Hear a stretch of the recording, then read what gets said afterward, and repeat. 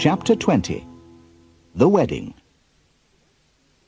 As you can imagine, the next few weeks were very busy for Mary and her parents, although Arthur didn't have much to do. As is the custom, Mary's parents sent invitations to everybody they wanted to come to the wedding.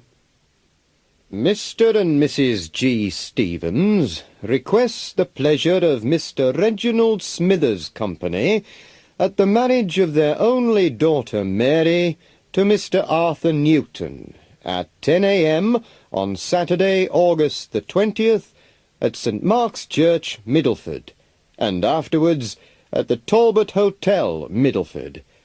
RSVP 7 Laburnum Close, Middleford. Mary had to have her wedding dress made, and the bridesmaids also had to have dresses. Mary wanted Sheila and Jennifer to be her bridesmaids. Sheila accepted her invitation immediately, although Jennifer wasn't very keen on the idea at first. Mary and Arthur received many presents just before the wedding. Many people sent towels.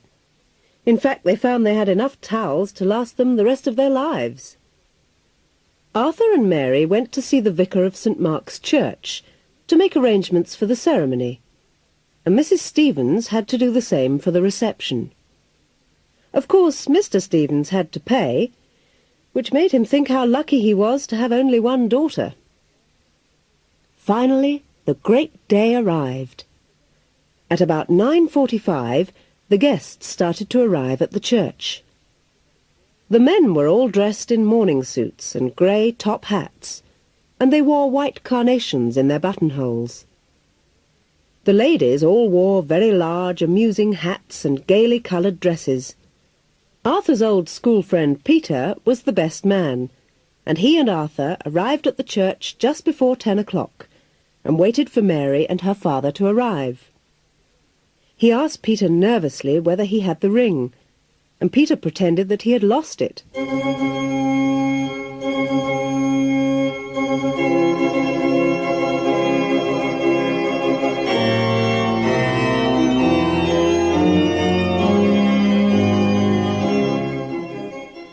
At last the church organ began to play, and in came Mary on her father's arm, followed by Jennifer and Sheila. Then followed the ceremony, after which photographs of the bride and bridegroom with the bridesmaids and families were taken outside the church. Cars then took everybody to the Talbot Hotel for the reception.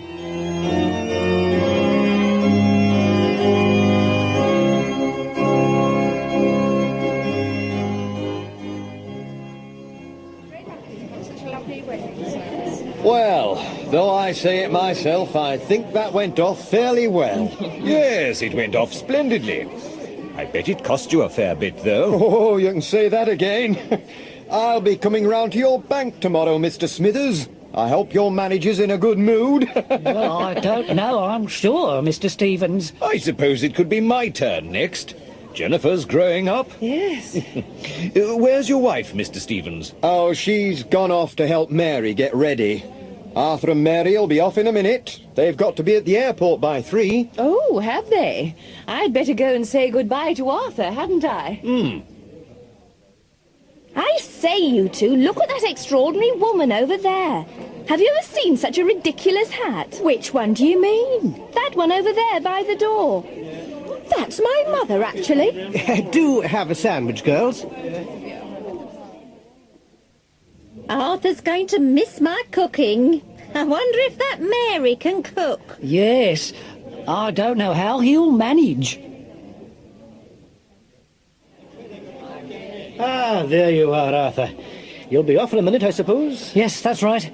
We're just waiting for the taxi to get here. Well, we'll miss you two at the library. The mornings won't be the same. I suppose not, Mr. Steele. Oh, here's Mary. Hello, darling. Hello, Mr. Steele. We'll send you a postcard from Spain. Come on, Arthur, we'd better go. The taxi's here. Goodbye, everybody. Goodbye. Goodbye, Mary. Bye. Best of luck. Bye. Best of luck.